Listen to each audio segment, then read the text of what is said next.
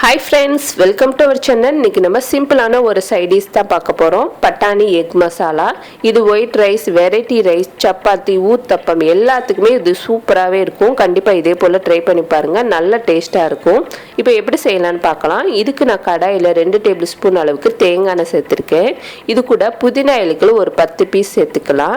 இந்த மாதிரி புதினா இலை சேர்த்து செய்யும்போது நல்ல ஒரு ஃப்ளேவரும் நல்ல ஒரு டேஸ்ட்டும் கொடுக்கும் இந்த பட்டாணி மசாலாக்கு.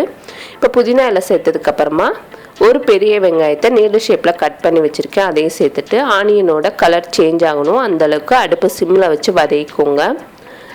நல்ல ஒரு கோல்டன் கலர் வந்ததுக்கப்புறமா இது கூட 1 டீஸ்பூன் அளவுக்கு இஞ்சி பூண்டு பேஸ்ட்டு சேர்த்துக்கலாம். இது கூட ஒரு பெரிய தக்காளியை நல்லா விழுத அரைச்சி வச்சுருக்கேன். அந்த விழுதையும் சேர்த்துக்கோங்க. பெரிய தக்காளினா 1 எடுத்துக்கோங்க, சின்ன தக்காளினா ஒரு 2 தக்காளி எடுத்துக்கலாம். இப்போ இது ரெண்டையும் சேர்த்துட்டு நல்லா மிக்ஸ் பண்ணிக்கிற போகிறோம். இப்போ நல்லா கலந்ததுக்கப்புறமா இது கூட மசாலாலாம் சேர்த்துக்கலாம். 1/4 டீஸ்பூன் அளவுக்கு மஞ்சள் தூள் சேர்த்துக்கோங்க.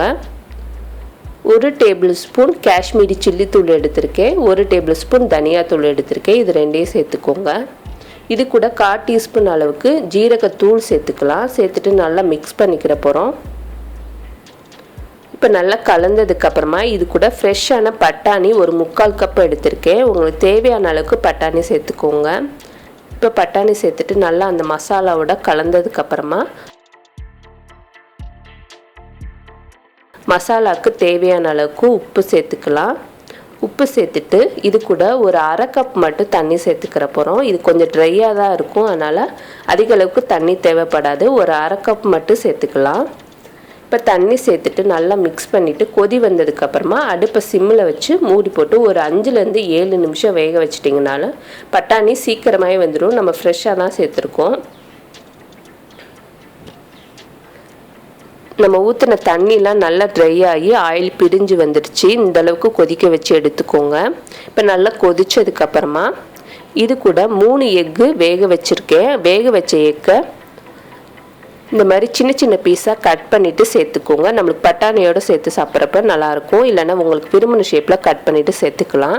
முட்டை சாப்பிடாதவங்க இது கூட பாயில் உருளைக்கிழங்கு கூட கட் பண்ணிவிட்டு சேர்த்துக்கலாம். இது கூட 1/4 டீஸ்பூன் அளவுக்கு கரம் மசாலா தூள் சேர்த்துட்டு நல்லா மிக்ஸ் பண்ணிக்கிற போகிறோம்.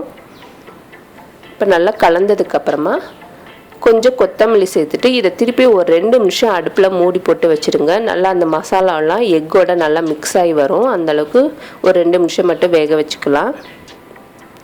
இந்த மசாலாவோட ஒயிட் ரைஸ் சேர்த்து சாப்பிடும்போது நல்லாயிருக்கும். அதே போல் ஒரு 2 சப்பாத்தியை கட் பண்ணிவிட்டு இந்த மசாலாவோட நல்லா மிக்ஸ் பண்ணிவிட்டு நம்ம லஞ்ச் பாக்ஸுக்கு கூட குழந்தைங்களுக்கு கொடுத்துடலாம். நல்லா டேஸ்ட்டாக இருக்கும். இப்போ நம்மளோட பட்டாணி எக் மசாலா ரெடி ஆயிடுச்சு.